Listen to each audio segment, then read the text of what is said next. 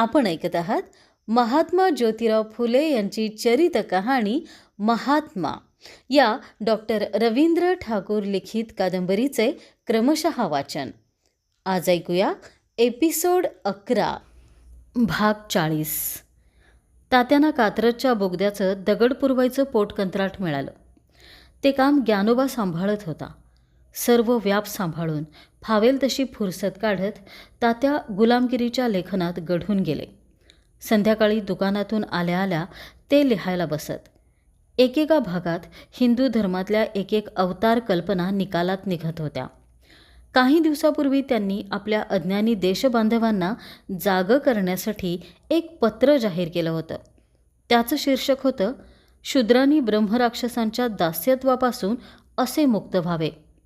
European व American सत्पुरुषांच्या उपदेशामुळं आपल्या वास्तविक हक्कांची जाणीव होताच मी ब्राह्मणी कैदखान्याच्या कृत्रिम कोटाच्या ब्रह्मकपाट दरवाजाला लाथ मारून बाहेर पडलो आहे आणि त्याबद्दल उत्पन्नकर्त्याचे आभार मानत आहे, अशी घोषणा करून आणि भटांच्या सर्व ग्रंथांचा धिक्कार करून तात्यांनी प्रतिज्ञा घेतली होती. जे दास शूद्र फक्त आपल्या उत्पन्नकर्त्यास मानून नीतीस अनुसरून स्वच्छ उद्योग करण्याचा निश्चय करून त्याप्रमाणे आचरण करीत आहेत, अशी त्याचविषयी माझी खात्री झाल्याबरोबर मी त्यास केवळ आपल्या कुटुंबातील बांधवाप्रमाणे समजून त्याचबरोबर अन्नव्यवहार करीन, मग तो कोणत्याही देशातील असो. सदर प्रतिज्ञापत्र त्यांनी अनेक वर्तमानपत्रांकडे पाठवलं, परंतु एकाही भटसंपादकाने ते छापलं नाही. ते छापायचं नाकारताना लोककल्याणेच्छून लिहिलं, आमचे प्रसिद्ध महाज्ञानी, महाविचारी आणि महाशोधक तत्ववेत्ते आजम ज्योतिराव गोविंदराव फुले यांनी एका मोठ्या गृहस्थाच्या शिफारसीने एक अप्रयोजक अशा प्रकारचे आत्मश्लाघेचे व ब्राह्मणांच्या निंदेचे पत्र आम्हाकडे पाठविले आहे. त्यास आमच्या पत्रात जागा मिळण्याचा संभव नाही. याबद्दल सदरहू आजम फुले आम्हास माफी करोत. कोल्हापूरच्या शुभवर्तमान दर्शक या ख्रिस्ती मासिकानं मात्र ते आवर्जून प्रसिद्ध केलं. ते पत्र प्रसिद्ध करताना संपादक म्हणाले, असे छातीचे पुरुष या देशात पुष्कळ लवकर होत. संध्याकाळी तात्या घरी आले तेव्हा काकूंची बाहेर जाण्याची तयारी दिसत होती. छोटी यमू काकूंबरोबर जायचा हट्ट करीत होती. तिला जवळ घेत तात्या म्हणाले, कुठे निघालात? लग्नाला जायचंय. सोबत सरस्वतीबाई आहेत. तात्यांना सरस्वतीबाईंविषयी फार आदर वाटत असे. सार्वजनिक काका आणि न्यायमूर्ती रानडे यांच्या मार्गदर्शनाखाली त्यांनी आणि सरस्वतीबाई जोशी यांनी स्त्री विचारवती सभेची स्थापना केली होती. सभेच्या कामात सावित्रीबाईंनी सहभागी व्हावं अशी त्यांची इच्छा होती. त्यानिमित्तानं दोन्ही घरांचे ऋणानुबंध पुन्हा जुळू लागले होते. याचा तात्यांना आनंदच होता. त्यामुळं ते काकूंना होईल तेवढं प्रोत्साहन देत. जाऊन या, मुसमुसणाऱ्या यमूची समजूत घालत तात्या म्हणाले. तोवर रांगत आलेला गजानन त्यांना चिकटला. आता तोही या घरातून त्या घरात दुळदुळू लागला होता. आज्ञा मिळताच काकू निघून गेल्या. तात्या थोडा वेळ मुलांशी खेळले. आणलेला खाऊ सर्वांना दिला आणि सीतारामला मुलांकडे लक्ष द्यायला सांगून ते लिहायला बसले. लिहिता लिहिता किती वेळ गेला हे तात्यांनाही कळलं नाही. बराच वेळ झाला असावा. काकू अजून आलेल्या दिसत नव्हत्या. तात्या मुलांकडे गेले. सीताराम त्यांना जेवायला वाढत होता. यमू एकटीच कोपऱ्यात बसून होती. यमू जेवली का? तात्याने विचारलं. ती नाही म्हणते, सीताराम म्हणाला. यमू जेवून घे. यमूजवळ जात तात्या म्हणाले. यमूनं नाही म्हणून मान हलवली आणि ती पुन्हा फुरंगटून बसली. अनाथालयातील सर्व मुलात यमू लहान होती. तात्याने तिला उचलून घेतलं. या मुलीनं तात्या काकूंना फारच लळा लावला होता. तसाच तो शिवाजी. त्याला पाहून तात्यांना शांतारामची आठवण येई. लक्ष्मी, बाबू ही मुलं आता मोठी झाली होती. त्यांना शाळेत घालायला पाहिजे होतं. माझ्याबरोबर जेवणार? तात्या यमूशी बोलू लागले. हो. यमूनं राजी होऊन मान हलवली. पण मी उशिरा जेवणार, काकू आल्यावर. तोवर थांबणार? यमूनं पुन्हा मान हलवली. पण तोवर तुम्हाला भूक लागणार? नाही लागणार. यमू ऐकायला तयार नव्हती. तिला कडेवर घेऊन तात्या काकूंची वाट पाहू लागली. तात्या, मी जाऊन येऊ का? सीताराम म्हणाला. नको, येतच असतील त्या. तू मुलांना झोपायला नाही. थोड्याच वेळात उंबऱ्यात पावलं वाजली. त्यांना पाहताच तात्या म्हणाले, सावित्रीबाई, इतका उशीर? तुम्हाला मुलांची काळजी वाटत नाही का? काकू दारातच थांबल्या होत्या. तात्यांच्या रागवण्याकडे दुर्लक्ष करत त्या म्हणाल्या, सीताराम, ड्युटी घेऊन ये. ड्युटी कशासाठी? सोबत कुणी आलं आहे का? दाराकडे येत तात्या म्हणाले. नकळत चढलेला आवाज एकदम खाली आला होता. सरस्वतीबाई सोबत आल्या आहेत, काकू म्हणाल्या. वहिनीसाहेब सोबत आल्या आहेत? मग त्यांना आत बोलवायचं नाही का? ही यमू रडत होती म्हणून. थांबा, मी ड्युटी आणतो. तात्या चटकन ड्युटी घेऊन परत आले. समईवर धरून त्यांनी ती पेटवली. सीतारामच्या हाती ड्युटी देत ते म्हणाले, सीताराम, वहिनी बाईसाहेबांना वाड्यावर पोचवू नये. तात्यांची सावरून घेण्याची ती धडपड पाहून काकूंना हसू फुटलं. यमूला उचलून घेत त्या आत निघून गेल्या. काकूंवर रुसलेली यमू आज तात्यांच्या मांडीवर बसून जेवली. तात्या गालातच खजील झाले होते. त्यांच्या हसण्याचं कारण उमजून काकूंनाही हसू येत होतं. भाग 41. 1873च्या जूनमध्ये गुलामगिरी हा ग्रंथ प्रसिद्ध झाला. ब्राह्मणी धर्मग्रंथ किती कपोलकल्पित आणि बाजारगप्पांनी भरलेले आहेत. त्यातील अवतार कल्पना किती पोकळ आणि थोतांडी आहेत हे तर्कशुद्धपणे सिद्ध करून आर्यभट इराणातून कसे आले, बळीराजा, ज्योतिबा, खंडोबा, महासुभा, भैरोबा हेच या देशाचे मूळ क्षेत्रपती कसे होते, त्यांच्या राज्यातल्या चालीरीती कोणत्या होत्या, त्यांचे अवशेष अजूनही कसे टिकून आहेत, वामनानं बळीराजाचं राज्य जिंकून त्याला पाताळात कसं घातलं, ब्राह्मण मुळात मांसाहारी कसे होते, नारद शंकराचार्य यांनी कोणकोणती कारस्थानं करून शूद्रांना नाडलं, इत्यादी अनेक गोष्टी ग्रंथात उघड करून सांगितल्या होत्या. परशुरामानं केलेल्या अत्याचारांचं तात्यांनी केलेलं वर्णन कोणाही सहृदय माणसाला पाझर फोडील असंच होतं. सोबतच वतनदार कुलकर्णी, शेठ सावकार, ऐदी संस्थानिक, सरकारी खात्यातील भट कामगार, शाळा खाते, म्युन्सिपाल्टी, दक्षिणा प्राईज कमिटी, भट वर्तमानपत्रकर्ते यांच्यावरही तात्यांनी कठोर टीकाप्रहार केले होते. गुलामगिरीच्या प्रस्तावनेत तात्यांनी शूद्रातिशूद्रांच्या गुलामगिरीची तुलना अमेरिकेतल्या गुलामगिरीशी केली आणि त्या गुलामगिरीपेक्षाही ही गुलामगिरी भीषण असल्याचं दाखवून दिलं.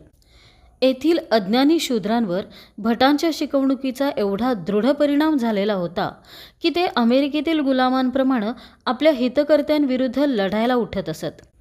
स्वतःच्या तुंबड्या भरण्यासाठी ब्राह्मणांनी त्यांच्यात जातीभेदाचं विष भिनवून ठेवलं होतं. त्यांच्या आजच्या अवनतीस ब्राह्मणच जबाबदार होते. इंग्रजी राज्यामुळं त्यांचं कायिक दास्य संपलं होतं खरं, परंतु त्यांचं मानसिक दास्य अजून संपलं नव्हतं. ते संपवण्यासाठी सरकारनं त्यांच्या शिक्षणाकडे लक्ष पुरवावं एवढीच ग्रंथकर्त्याची प्रार्थना होती. तात्यांनी दिलेला संदेश कोणाही शूद्रानं हृदयावर कोरून ठेवावा असाच होता. त्यांनी लिहिलं होतं, इंग्रज लोक आज आहेत उद्या नाहीत. ते आपल्या जन्मास पुरतील म्हणून कोणच्याने खास करून सांगवत नाही. यास्तव या लोकांचे राज्य या देशात आहे तोवर आपण सर्व शूद्रांनी जल्दी करून भटांच्या वडिलोपार्जित दास्यातून मुक्त व्हावं, यामध्ये मोठा शहाणपणा आहे. पुस्तकाची किंमत 12 आणे असली तरी ज्यांच्यासाठी ते खास करून लिहिलं होतं त्या शूद्रातिशूद्रांसाठी त्याची किंमत फक्त 6 आणे ठेवण्यात आली. आपला ग्रंथ तात्यांनी गुलामगिरी नष्ट करण्याच्या कामी औदार्य दाखवणाऱ्या अमेरिकेतील सदाचारी लोकांना अर्पण केला होता आणि आपले देशबांधवही त्या स्तुत्य कृत्याचा कित्ता गिरवतील अशी आशा व्यक्त केली होती. सोबतच आजच्या काळातल्या सुधारल्या विचारांच्या ब्राह्मण बांधवांविषयी तात्यांनी तेवढाच कृतज्ञ भाव व्यक्त केला होता. ते आपल्या पूर्वजांप्रमाणे कठोर अंतःकरणाचे नसून कोमल अंतःकरणाचे असल्याची ग्वाही दिली होती. परंतु काही देशबांधव मात्र संतापाची आग ओकत होते. ब्राह्मणी धर्माच्या आडपडद्यात लपलेले गुलामगिरीचे हस्तक खडबडून उठले होते. कारण गुलामगिरी लिहून ज्योतिराव फुल्यानं त्यांच्या धर्माची अब्रू वेशीवर टांगली होती. ईश्वराने सर्व सृष्टीतील सर्व गोष्टींचा सारख्या रीतीने उपभोग घेण्याची मोकळीक दिली आहे. भट लोकांनी ईश्वराच्या नावाचे खोटे ग्रंथ बनवून त्याच्या वैभवाला नीचपणा आणला आहे. मनुष्याला स्वतंत्रता असणे ही एक जरुरीची गोष्ट आहे. शूद्रांना शिक्षण दिले पाहिजे अशा अनेक अमंगळ गोष्टी त्यात लिहिल्या होत्या. आर्यभट म्हणे इराणातून आले, त्यांच्या टोळ्या मचव्या कचव्यातून आल्या आणि त्यावरून त्यांच्यातील अधिकाऱ्यांना मत्स्य, कच्छ ही नावे पडली. नृसिंह खांबात लपून बसला होता. चिरंजीव अवतार परशुरामाला उद्देशून लिहिलेलं पत्र वाचून तर त्यांचा नुसता संताप झाला होता. पत्रात लिहिलं होतं, अरे दादा परशुरामा, तू ब्राह्मणांच्या ग्रंथांवरून चिरंजीव आहेस. तू असा तोंड चुकवून पळत फिरू नको. तू या नोटिशीच्या तारखेपासून 6 महिन्यांचे आत येऊन हजर झाल्यास मीच काय पण एकंदर सर्व जगातील लोक तुला तू सर्व साक्षी आदिनारायणाचा खास अवतार आहेस म्हणून मान देतील. आणि तू तसे न केल्यास येथील महारमांग आमच्या म्हसोबाच्या पाठीस लपून बसलेल्या तुझ्या विविध ज्ञानी म्हणवणाऱ्या ब्राह्मण बच्चास ओढून आणून त्यांची फटफजिती करण्यास कधी कमी करणार नाहीत. आपला खरेपणा पाहणारा ज्योतिराव गोविंदराव फुले. घराघरातून दबल्या आवाजात चर्चा सुरू झाली. ज्योती फुले स्वजनद्रोहाचं पातक करीत होता.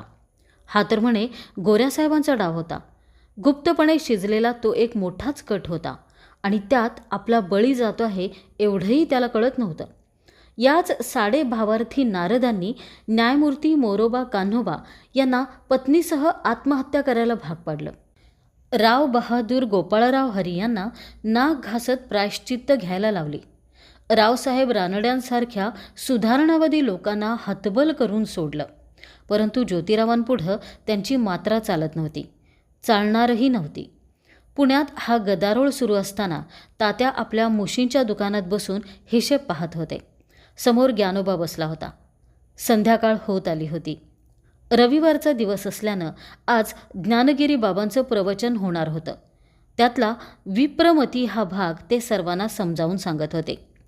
दिवे लागण झाली आणि हळूहळू मंडळी जमू लागली. रामशेठ, विठोबा गुठाळ, कुशाबा माळी, धोंडीराम कुंभार, ज्ञानोबा झगडे, कृष्णराव भालेकर, तुकाराम हनुमंत पिंजण ही नेहमीची मंडळी जमली आणि ज्ञानगिरी बुवांनी आपल्या प्रवचनाला सुरुवात केली. सुनो भाई, कबीर जी कहते हैं, ज्ञानगिरी बुवा सांगू लागले. नाना वरन गाय एक रंग है दूध, तुम कैसे बमन हम कैसे सूद. ब्रजभाषेत लिहिलेल्या त्या ग्रंथात ब्राह्मणी कारस्थानांचं खुमासदार वर्णन केलेलं होतं. ज्ञानगिरी बुवा प्रत्येक शब्दाची फोड करून सांगत होते. समोरच्या जाणकार श्रोत्यांसमोर त्यांचं हिंदी वक्तृत्व चांगलंच बहरलं होतं. भाग 42. सर्वत्र अंधार, जीव घुसमटून जावा असा अंधार. कुठं उजेडाची तिरीप नाही की कुठे चिटपाखरू नाही. पायाखाली विस्तीर्ण उजाड माळरान आणि एकटी एकाकी वाटचाल. कशासाठी चालत आहोत, कुठं जात आहोत हेही कळत नव्हतं. पाय चालत होते. पुढं पायऱ्या असलेली एक बारव. पायाखालचा पाचोळा चुरगळला. ती चाहूल लागताच सांदी कोंदीत दडून बसलेली कबुतरं फडफडली आणि विहिरीच्या तोंडातून फेकले गेल्यागत बाहेर पडली. पायऱ्या संपत नव्हत्या. खोल खोल आणखी खोल. वरचा विहिरीच्या तोंडाचा अंधुक ठिपका अस्पष्ट झाला. अजूनही पायाला पाण्याचा स्पर्श नव्हता. ही विहीर की भुयार? तात्या डोळे फाडून पाहू लागले. परंतु सर्वत्र अंधाराचं साम्राज्य पसरलं होतं. भोवती कसला तरी कुबट वास भरला होता. श्वास घेणंही कठीण झालं होतं. जीव घुसमटत होता. जीवाचं पाखरू अंधाऱ्या पोकळीतून बाहेर पडायला तडफडत होतं. परंतु कुठेच मार्ग दिसत नव्हता. पायाखालून सापाच्या पिलांची गुंतवळ सळसळत गेल्याचा भास झाला आणि तात्या दचकले. खाडकन जाग आली. तात्या उठून बसले. गेल्या काही दिवसात झोप अशी नव्हतीच. आज गडद झोप आली तर हे असं स्वप्न पडलं होतं. मनातले विचार स्वप्नात उतरले होते. ते भुयार नव्हतं की विहीर नव्हती. तो तुरुंग होता. अवतीभोवती पसरलेल्या बिनगजांच्या ब्राह्मणी धर्मव्यवस्थेचा तुरुंग. तात्या अस्वस्थ होते. धर्माविषयीच्या उलटसुलट विचारांनी मन भंडावून गेलं होतं. शूद्रातिशूद्र समाजाला खऱ्या धर्माचा प्रकाश दाखवला पाहिजे. त्याला त्याचे माणूसपणाचे हक्क समजावून दिले पाहिजेत. त्यासाठी प्रथम आर्यभटांच्या मतलबी धर्मापासून त्यांची सुटका केली पाहिजे आणि त्यांना सहज समजेल, आचरणात आणता येईल असा धर्मविचार मांडला पाहिजे. तात्यांच्या डोक्यात पुन्हा विचारांचं वादळ घोंगावू लागलं. ज्ञानगिरी बुवांचं बीजक ग्रंथावरचं निरूपण संपत आलं होतं. कबीरांच्या एक एक वचनावर तात्या रात्र विचार करत होते. त्यांचे विवेकनिष्ठ सत्यनिष्ठ विचार तात्यांच्या मनाला भुरळ घालत होते. रात्रीचा कोणता प्रहर होता कोणास ठाऊक. आता झोप येणार नव्हतीच. तात्या उठून अंगणात आले. सर्वत्र चांदण्यांचा फिकट प्रकाश पसरला होता. उत्तर रात्रीचा वारा भणभणत होता. तात्याने आकाशाकडे पाहिलं. काळ्या पांढऱ्या ढगांच्या जाळीतून चंद्र पश्चिमेकडे सरकत होता. विश्वाच्या विराट अंगणात ऊन सावलीचा खेळ सुरू होता. काळ्या ढगांच्या गर्द लाटा चंद्रावर येऊन कोसळत होत्या. पाहता पाहता चंद्र पुन्हा काळ्या ढगांच्या गर्दीत झाकला गेला आणि सर्वत्र अंधार पसरला. चांदण्या दुप्पट तेजानं लखलखू लागल्या. विश्वाची अनंत विराटता तात्यांच्या मनाला साद घालत होती. विश्वनियंत्याचा तो ऊन सावलीचा खेळच सुरू होता. बघतच राहावी अशी ती विराट सृष्टी क्रीडा तात्यांना विचार प्रवृत्त करत होती. हे विराट आकाश, हे तेजोमय ग्रहगोल, निसर्गचक्राचं हे सातत्य, यामागे एक नियामक शक्ती आहे. ती शक्ती म्हणजेच ईश्वर. निर्मिक, मानवाला जीवन देणारी जल आणि अन्न ही रत्न, ही पृथ्वी त्याच्याच इच्छेची निर्मिती आहे. पिता आहे तो, आम्हा सर्वांचा पिता आहे, निर्माता आहे. हे सर्व त्याच्याच इच्छेनं घडून आलं आहे. आकाशात विलसत असलेल्या त्या विराट निसर्ग रूपावरून तात्यांची नजर हटत नव्हती. नकळत त्यांचे हात जोडले गेले. अंगावर रोमांच उठले आणि सहजच ओठांवर तुकोबांचे शब्द फुलून आले. तू करुणेचा सागर, देवा तुझलाची दुःख सांगावे. तुझ वाचुनी इतरासी, दिनमुख पसरोनी काय मागावे. वाऱ्याच्या झुळकांनी जलाशयात लाटांची वलये उठत राहावीत तशा मनात विचारांच्या लाटा उमटत होत्या. ज्या सर्वशक्तिमान ईश्वरानं या विराट सृष्टीचक्राला जन्म दिला त्यानंच माणसालाही जन्म दिला. ज्या विश्वनिर्मात्यानं झाडं, वेली, पशुपक्षी निर्माण केली त्यानंच माणूसही घडवला. माणूस इतर प्राणीमात्रांपेक्षा वेगळा दिसत असला तरी तो मूलतः वेगळा नाही. त्याच्यात आणि इतर प्राणीमात्रात फरक पडतो तो बुद्धीमुळे. विश्वनिर्मात्यानं माणसाला 2 पायावर उभं करून त्याला एक मोलाची देणगी दिली, ती म्हणजेच बुद्धी, सारासार विचार करण्याची शक्ती. खरं म्हणजे बुद्धीची ही देणगी म्हणजे त्याच्यावर पडलेली जबाबदारी आहे. तिचा उपयोग करून त्यानं स्वतःला आणि इतर प्राणीमात्रांना सुखी करावं हीच त्या देणगीदात्याची इच्छा आहे. परंतु ज्या देणगीमुळं तो इतर प्राण्यांपेक्षा वेगळा ठरला त्या मौल्यवान बुद्धीचं सार्थक त्यानं केलं नाही. बुद्धीची देणगी देणाऱ्या विश्वनिर्मात्याच्या उदात्त हेतूलाच त्यानं हरताळ फासला. पावलोपावली तो बुद्धीचा दुरुपयोग करतो आहे. काहींनी सत्ता बळकावून माणसांनाच गुलाम केला आहे. त्यांच्या मूलभूत हक्कांवर गदा आणून त्यांची जगण्यास आवश्यक अशी स्वतंत्रता नष्ट केली आहे. काही स्वार्थ साधू लोकांनी ईश्वरी इच्छेला काळीमा लावून धर्ममतांचा गलबला निर्माण केला आहे. ईश्वराला कमीपणा आणणारे ग्रंथ रचून ठेवून त्यांनी माणसांना धर्मसत्तेचे मानसिक गुलाम केलं आहे. बळीस्थानात हेच घडलं. दुष्ट आर्यभटांनी धर्मसत्तेचं मतलबी गारुड निर्माण करून राजसत्ता दावणीला बांधली. परिणामी वर्णव्यवस्थेतून उद्भवलेल्या जातीव्यवस्थेचं पालन आणि रक्षण हेच राजसत्तेचं काम बनलं. दंडसत्तेच्या बळावर अन्याय हाच न्याय ठरला. वर्णव्यवस्थेतील गुणांची कल्पना माणसाच्या अंगी असलेल्या गुणांशी नाही तर त्याच्या जन्माशी जखडली आहे. त्यांच्या कर्मसिद्धांताप्रमाणे माणूस त्याच्या पूर्वजन्मीच्या गुणकर्मांचं संचित घेऊनच जन्माला येतो. गुणांना अनुसरून त्याचा स्वभाव बनतो आणि जन्मसिद्ध गुणांवरूनच कर्मही ठरतं. त्यांच्या मते सत्वगुण घेऊन जन्माला येतो तो फक्त ब्राह्मण. इतरांचा त्यावर अधिकार नाही. इतर शूद्रातिशूद्र फक्त रजतमाचे धनी आहेत. त्यांनी ब्राह्मणांची गुणकर्म घेण्याचा प्रयत्न करणं हा वर्णाश्रम धर्मानुसार गुन्हा ठरतो. म्हणूनच रामानं शंभुकाचा वध केला. गुणांच्या याच कल्पित थोतांडावर त्यांनी ही अन्याय्य समाजव्यवस्था निर्माण केली आहे. गुणांवरून कर्म ठरलं, कर्मावरून जात ठरली. प्रत्येक माणूस जातीजातीत कोंडला गेला. या जन्मसिद्ध जाती रचनेला आणि तिच्यातून उद्भवलेल्या उच्च नीचतेला कुठलाही आधार नाही. शूद्रात मूर्ख सापडतात तसे ते ब्राह्मणातही सापडतात. तरीही ब्राह्मण श्रेष्ठ आणि शूद्र कनिष्ठ हे कसं? शम, दम, तप हे ब्राह्मणांचे गुण आहेत असं ते सांगतात. तर मग शूद्रांची सावली पडताच संयम सोडून शिव्या देऊ लागतो तो ब्राह्मण कशावरून? ब्रह्म सत्यम जगन मिथ्या हे नास्तिक मत म्हणजे अज्ञानी शूद्रांची मती गुंग करणारं ब्रह्मगारुड आहे. अनेक प्रकारची मधुर फळं, सुवासिक फुलं, नाना चवींनी युक्त अशी धान्य, मानवी जीवनास उपयुक्त अशा क्षारदिकांनी भरलेले सागर, जगण्यास अत्यंत आवश्यक असलेले वायू आणि आवश्यक तेवढी उष्णता देणारा सूर्य हे सारं निसर्गरूप मानवाचं जगणं सुखावह व्हावं म्हणून ईश्वरानं निर्माण केलं आहे. यातलं काहीसुद्धा मिथ्या नाही. दुःख खरं, तेवढंच सुखही खरं. उन्हानं जीव कासावीस झाल्यावर घोटभर पाण्यासाठी पडणारा कंठशोष खरा, तेवढाच ईश्वरानं निर्माण केलेलं थंडगार पाणी कंठाखाली उतरताच जीवाला मिळणारा थंडावाही खरा. पण अज्ञानी शूद्रांच्या कनी कपाळी ब्रह्म सत्यम जगन मिथ्या हा ताशा बडवत राहून त्यांना सुखोपभोगाच्या त्यागाची शिकवण द्यायची आणि आपण मात्र त्यांची संपत्ती लाटून त्यांच्याच जीवावर सुखोपभोगात लोळायचं, असं त्यांचं मतलबी कारस्थान आहे. या ब्रह्माच्या बगलबच्च्यांपैकी एकानं तरी ब्रह्म पाहिला आहे का? पाहिला असेल तर आम्हाला सांगावं, आम्ही त्याची खात्री करून घेऊ.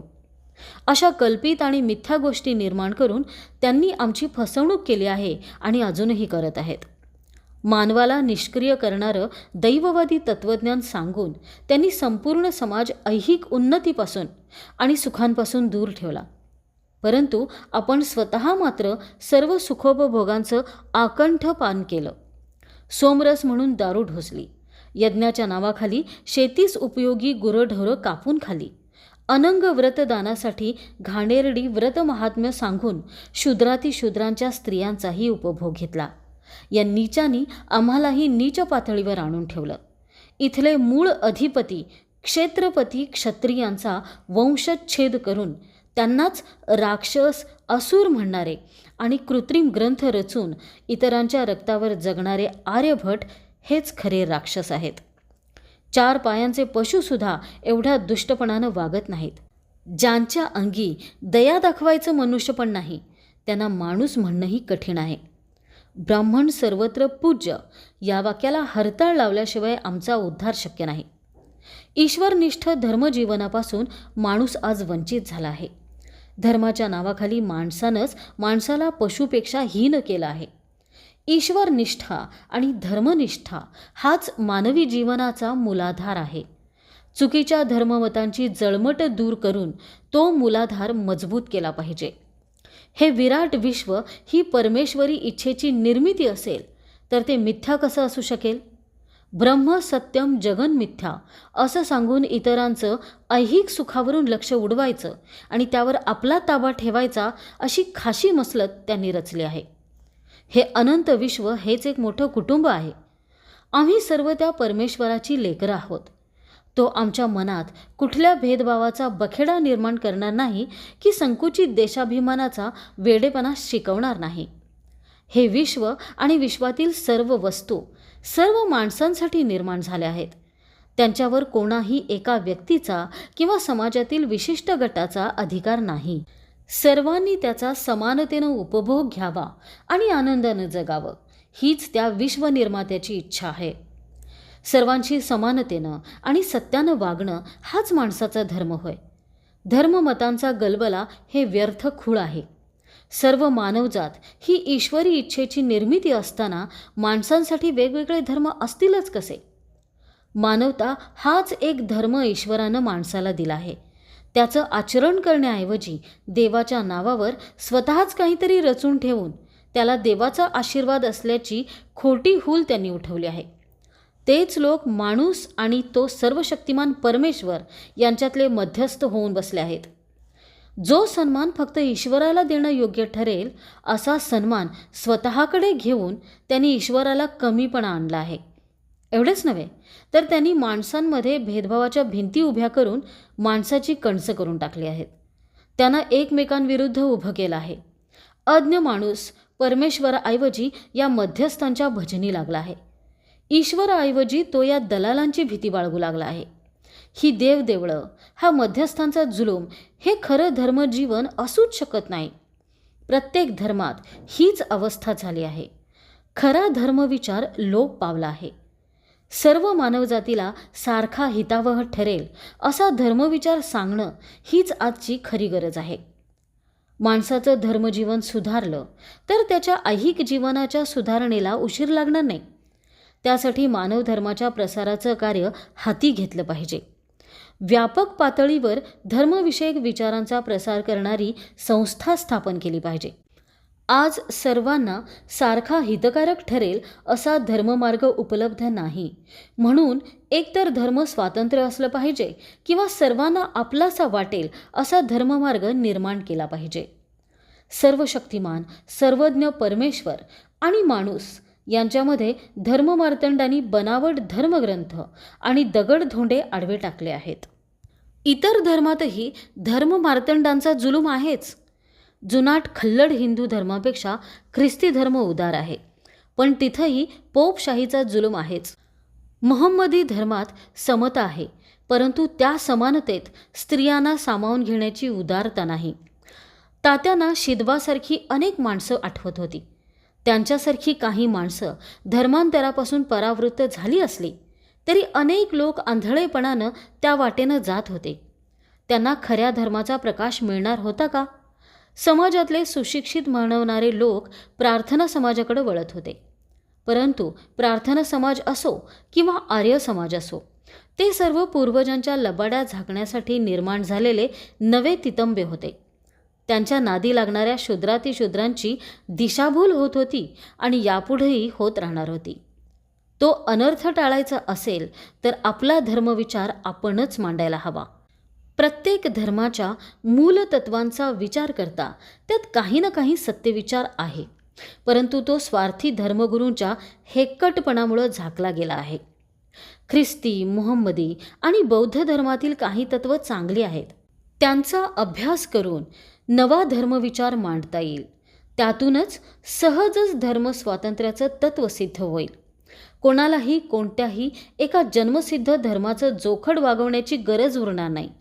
प्रत्येकानं योग्य वाटेल तो धर्म स्वीकारावा आणि निर्माणकर्त्याची आराधना करावी. आकाशात सुरू असलेला ऊन सावलीचा खेळ कधीच थांबला होता. हवेत गारवा आला होता आणि पूर्वेला शुक्रतारा लखलखू लागला होता.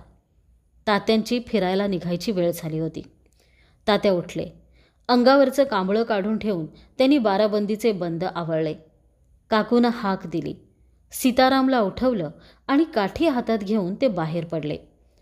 पडणाऱ्या दमदार पावलांबरोबर पायातला पुणेरी जोडा फटक फटक आवाज करत होता.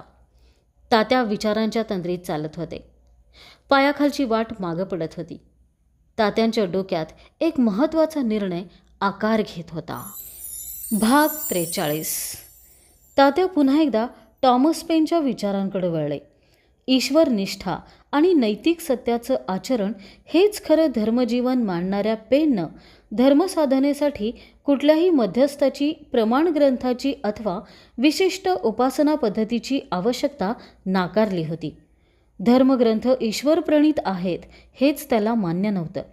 उलट धर्मविचारांच्या बाबतीत मतभिन्नता असावी ही ईश्वराची इच्छा आहे.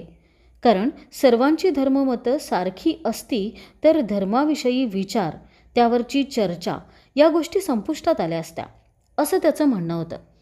धर्मविचार ही प्रत्येकाची व्यक्तिगत बाब असल्यानं सरकारनं आणि समाजातील प्रत्येक व्यक्तीनं मनाचा क्षुद्रपणा टाकून वैचारिक उदारता स्वीकारली पाहिजे ही त्याची भूमिका होती. धर्मविचारांवरील जळमटं झटकून टाकणारा कबीर, ख्रिस्ती बांधवांना धर्मगुरूंच्या जुलमापासून सोडवून त्यांना खऱ्या धर्माची ओळख करून देणारा टॉमस पेन यांच्यासारखी माणसं तात्यांना मार्गदर्शन करत होती. यापुढील धर्मविचार सर्व धर्मीयांसाठी असणार होता. परंतु धर्मस्वातंत्र्याचा विचार समाज बांधवांच्या गळी उतरवणं अवघड दिसत होतं. प्रत्येक धर्माची सदोष स्थिती आणि त्यातील धर्मगुरूंचं प्रस्थ यातून बाहेर पडण्याचा मार्ग सापडत नव्हता. सनातनी विद्वानांनी ख्रिस्ती धर्मप्रचाराविरुद्ध जोरदार मोहीम उघडली होती. मुंबईत ख्रिस्ती मिशनरी आणि हिंदू धर्माभिमानी यांच्यात जाहीर वाद रंगत होते. त्यांचे पडसाद पुण्यातही उमटत होते. मोरभट दांडेकर, कृष्णशास्त्री चिपळूणकर, विष्णुबुवा ब्रह्मचारी इत्यादी अनेक विद्वान या वादात पडले होते. डॉक्टर मरे Mitchell, reverend James Mitchell, reverend H. Wilson अशा अभ्यासू मिशनरी विद्वानांनी ब्राह्मण धर्माचं वस्त्रहरण सुरू केल्यावर हिंदू धर्माभिमानी विद्वानांना जाग आली. काहींनी ब्राह्मो समाज, प्रार्थना समाज असे काही समाज स्थापन करून धर्मसुधारणेचे उद्योग सुरू केले. परंतु ही केवळ प्रतिक्रिया होती. ते एक उसणं अवसान होतं. ते फार काळ टिकणारं नव्हतं आणि त्यानं पूर्वजांच्या लबाड्या झाकल्या जाणार नव्हत्या. एकेश्वरवादाचा पुरस्कार करायचा, जातीभेद मानू नका म्हणून सांगायचं आणि पुन्हा त्याच जुनाट वेदग्रंथांमागे दडायचं. हा अनुभव जुनाच होता. शूद्रातिशूद्र माणसांपर्यंत जायची त्यांची इच्छा नव्हती आणि तयारीही नव्हती. जी माणसं आजवर त्यांना कधी दिसली नव्हती ती आज दिसतील याची खात्री नव्हती. पायात चाळ बांधून नाचलं म्हणून सर्वशक्तिमान ईश्वर संतुष्ट होणार नव्हता.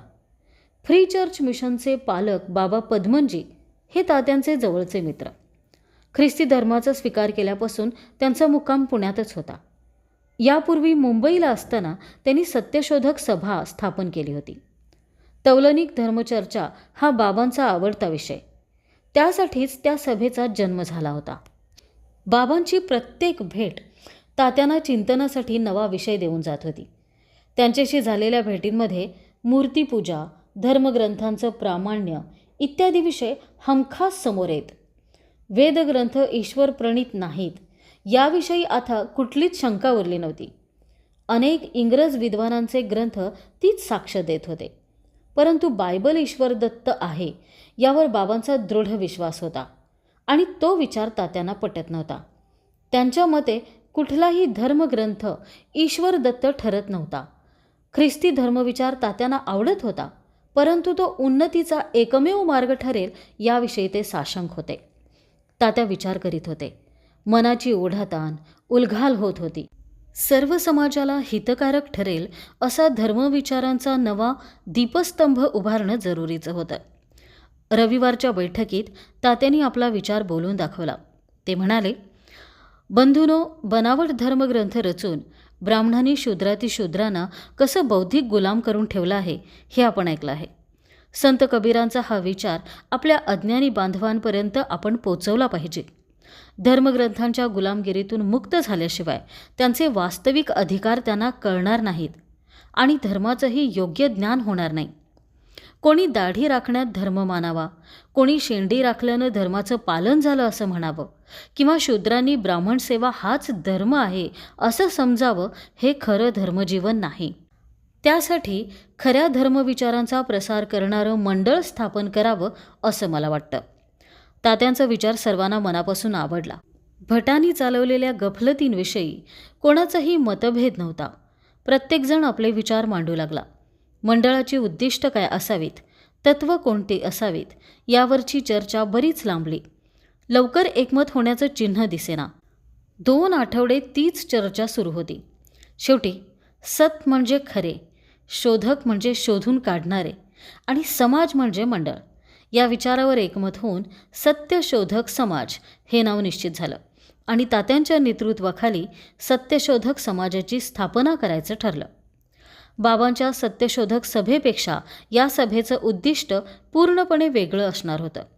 कुठलाही एक धर्म प्रमाण न मानता ही सभा आपला स्वतंत्र धर्मविचार मांडणार होती. त्याचप्रमाणे केवळ धर्मचर्चा करून न थांबता आपला नवा धर्मविचार समाजापर्यंत पोचवणार होती. समाजात खरा धर्मविचार रुजवून लोकजीवन अंतर्बाह्य पालटून टाकणार होती. चर्चेअंती एक व्यापक बैठक घ्यावी असं ठरलं. त्यासाठी 24 सप्टेंबर 1873 ही तारीख निश्चित करण्यात आली. मुंबई, नगर इत्यादी अनेक गावाहून लोकांना बोलवायचं ठरलं. तात्या, कृष्णराव भालेकर, शाहीर धोंडीराम सर्व मंडळी कामाला लागली. गावोगाव निमंत्रणं पोचती झाली. तात्या सत्यशोधक समाजाच्या तत्वांचं, दीक्षाविधीचं स्वरूप निश्चित करण्यात घडून गेले. अखिल महाराष्ट्रातल्या नवशिक्षितांची, शेतकरी कामकऱ्यांची, नवतरुण पिढी बाहू उभारून सत्यशोधक चळवळीत सामील व्हायला उत्सुक होती. त्याचं प्रत्यंतर लवकरच येणार होतं.